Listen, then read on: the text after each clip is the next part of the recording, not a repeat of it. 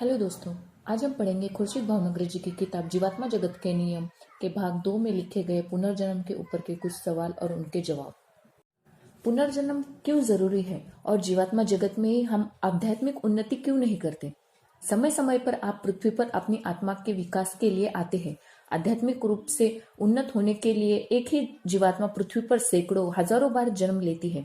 यह आत्मा पुरुष अथवा स्त्री के रूप में हो सकती है जो उसकी पसंद है, और इस बात पर निर्भर करता है कि उसकी उन्नति के लिए क्या जरूरी है। वह पृथ्वी पर विभिन्न देशों, भिन्न धर्मों में जन्म ले सकती है। पुनर्जन्म का अर्थ है एक ही जीवात्मा का पृथ्वी पर कई जन्मों तक शरीर धारण करते रहना। ऐसा नहीं है कि आप पृथ्वी पर पहली बार आए हैं।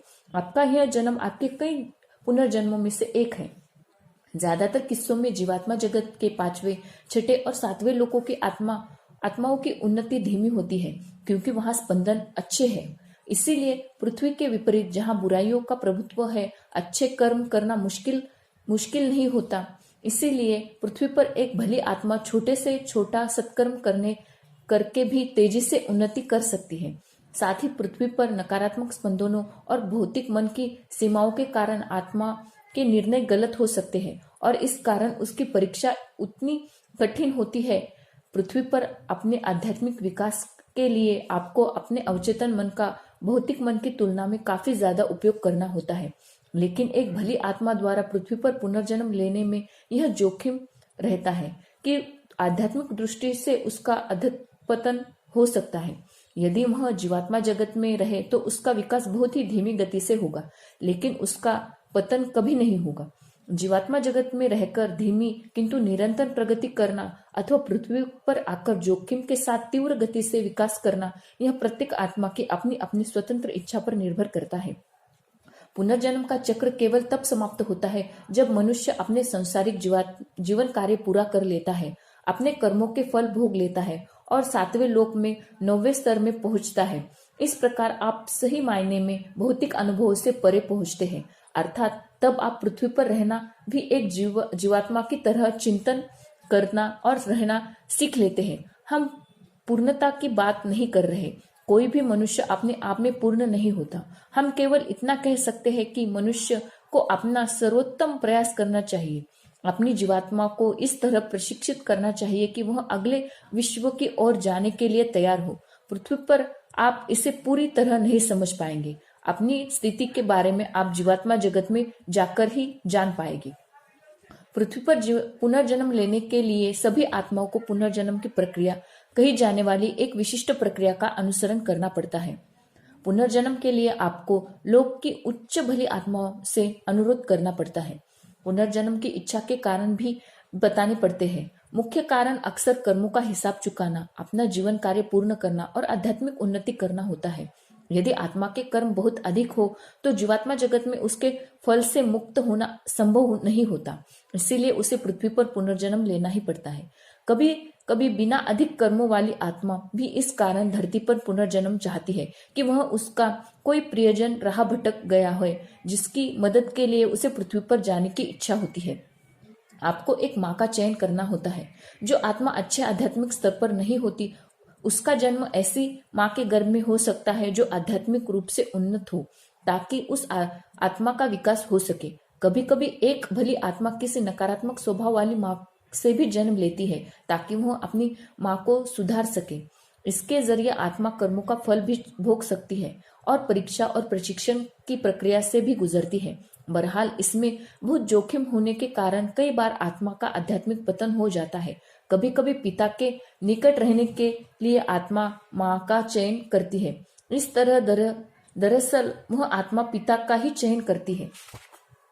आपको यह स्पष्ट करना पड़ता है कि आप किस प्रकार का प्रशिक्षण और परीक्षण ग्रहण करना चाहते हैं। उदाहरण के लिए, आप उन लोगों और अनुभवों का चयन करते हैं जो आपको अपना जीवन कार्य, जो पृथ्वी पर अपनी प्रेरणा है, उसके सफलतापूर्वक पूरा करने के लिए आवश्यक सकारात्मक गुणों के विकास में मदद करते हैं। यदि आप अहंकार के लिए अपनी परीक्षा चाहते हैं तो आपको ऐसे सबक दिए जाएंगे जो आपके अहंकार को लगातार तोड़ते रहेंगे और आपको विनम्रता की शिक्षा देंगे। आपको एक प्रवेशक का चयन करना पड़ता है। यदि पृथ्वी पर की स्थिति इतनी मुश्किल हो जाती है कि आप उसे संभाल नहीं पाते, लेकिन यदि आप सही रास्ते पर है तो परिस्थिति के अनुसार जीवात्मा जगत से पर्यवेक्षक कही जाने वाली एक भली आत्मा आकर उस अवधि के लिए आपके शरीर में प्रवेश कर लेगी। यह साधारण बात नहीं होती और केवल आपात स्थितियों में ही ऐसा होता है, जब परिस्थितियां पृथ्वी पर रहने वाली आत्मा की क्षमता से बाहर हो जाए, अर्थात जब आपकी परीक्षा, प्रशिक्षण अथवा कर्म का हिस्सा नहीं होता। पृथ्वी पर रहने वाली आत्मा के सज्ञान के बिना उसका अवचेतन मन मदद के लिए पुकारता है।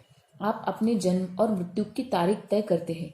आपकी मृत्यु की तारीख आपकी अंतिम तारीख भी कहलाती है। प्रथम लोक से लेकर 7वें लोक तक की सभी आत्माओं को पुनर्जन्म की इस प्रक्रिया से होकर गुजरने का अवसर मिलता है, परंतु प्रथम लोक की आत्माओं के पास निम्नतम लोकों में से ठहरने अथवा अपने पुनर्जन्म के पापों और प्रथम लोक के अपने जीवन की संपूर्ण स्मृतियों के साथ बोझ ढोने वाले पशु के रूप में पृथ्वी पर वापस आने का विकल्प होता है।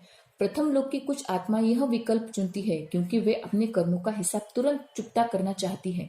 उन्हें प्रथम लोक और पिछले जन्म की स्मृतियां संजोए रखने की अनुमति मिलती है, ताकि वे यह समझ सके कि बोझ ढोने वाले पशु के रूप में उनका जन्म क्यों हुआ और क्यों उन्हें दुख झेलना पड़ता है।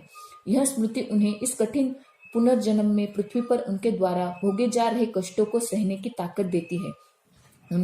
उनके कर्म पूरी तरह मिट नहीं जाते। यदि उनके कर्म बहुत अधिक गंभीर है तो उनका फल भोगने के लिए उन आत्माओं को सैकड़ों पुनर्जन्म लग सकते हैं।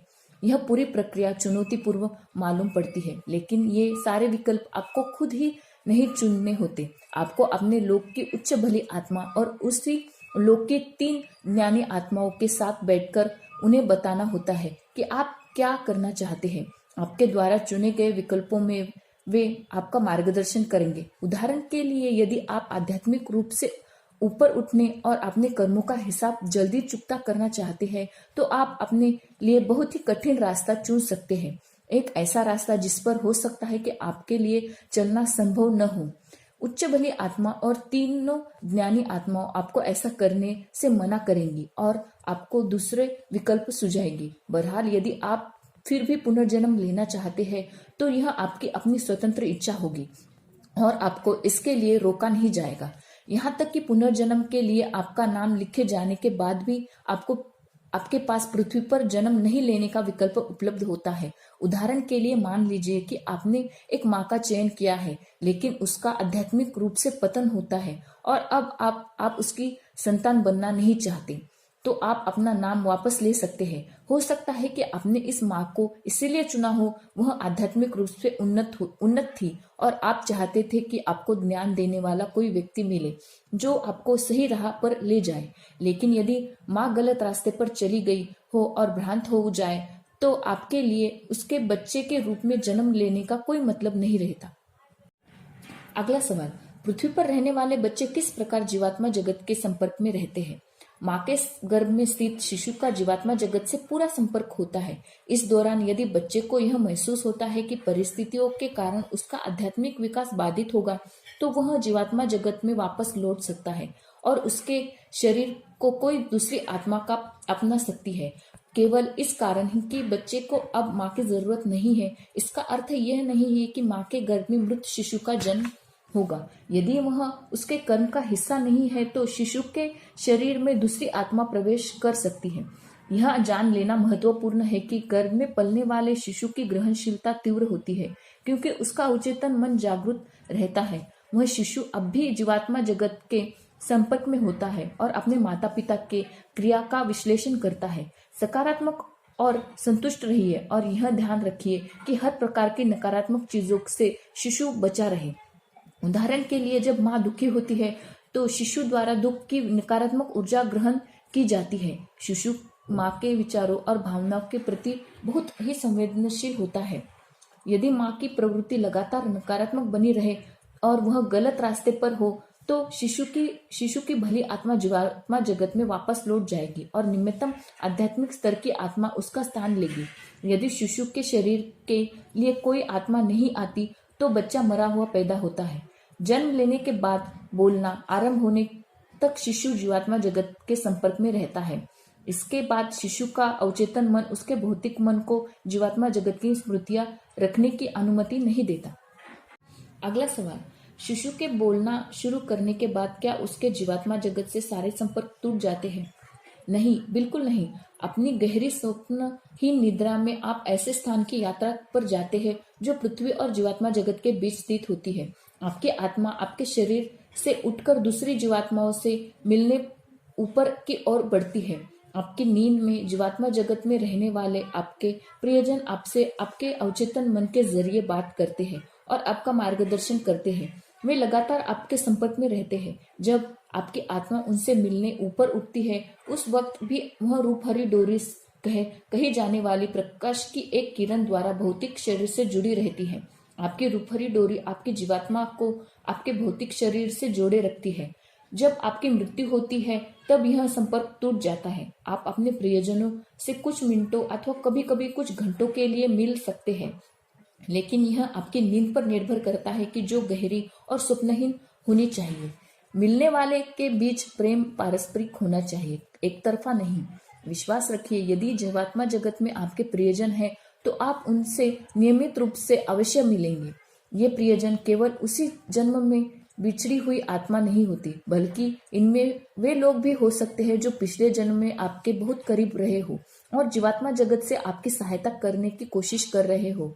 रूपहरी डोरी अनेक प्रकाश किरणों से मिलकर बनी होती है, जो एक साथ मिलकर एक लंबी किरण बनती है। रूपहरी डोरी शरीर पर सिर के ऊपरी भाग से जुड़ी होती है, ताकि आत्मा सिर के कोमल हिस्से से होकर अंदर या बाहर आ सके। बच्चों में हमेशा सिर पर एक मुलायम स्थान होता है जहाँ रूपहरी डोरी जुड़ी होती है। नींद में अक्सर ऐसा होता है कि आप एक झटके के साथ अचानक जगते हैं।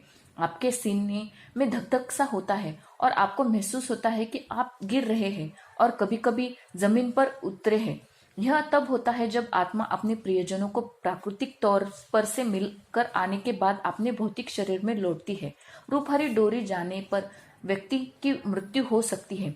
जीवात्मा जगत में आपके फरिश्ते आपकी रूपहरी डोरी को भरपूर तेज सफेद रोशनी द्वारा सुरक्षित रखते हैं, जिसके आप सुरक्षाकारी प्रभा मंडल का निर्माण होता है, ताकि कोई नकारात्मक तत्व इस तक न पहुंच पाए। जब आप ध्यान की अस्वाभाविक विधियों और सूक्ष्म शारीरिक अवकाशी यात्रा अर्थात जब आप अपने शरीर को अपनी मर्जी से छोड़ते हैं का अनुसरण करते हैं, तो आप अपनी जिंदगी को जोखिम में डालते हैं, क्योंकि आपकी रूपहरी डोरी खतरे में पड़ती है और नकारात्मक आत्माएं रूपहरी डोरी को काटकर आपको अपने शरीर में दोबारा प्रवेश करने से रोक सकती है। अवकाशी यात्रा तब होती है जब मनुष्य अप्राकृतिक रूप से और मानसिक सहजता के साथ शरीर छोड़ता है। इसमें एक जोखिम होता है, क्योंकि यदि रूपहरी डोरी टूट जाए तो समय से पहले और पृथ्वी पर आपका जीवन कार्य पूरा करने से पहले ही मनुष्य की मृत्यु हो जाती है। यहाँ पर हमारे कुछ सवाल खत्म होते हैं। मिलते हैं हम अपने अगले वीडियो में। नमस्कार।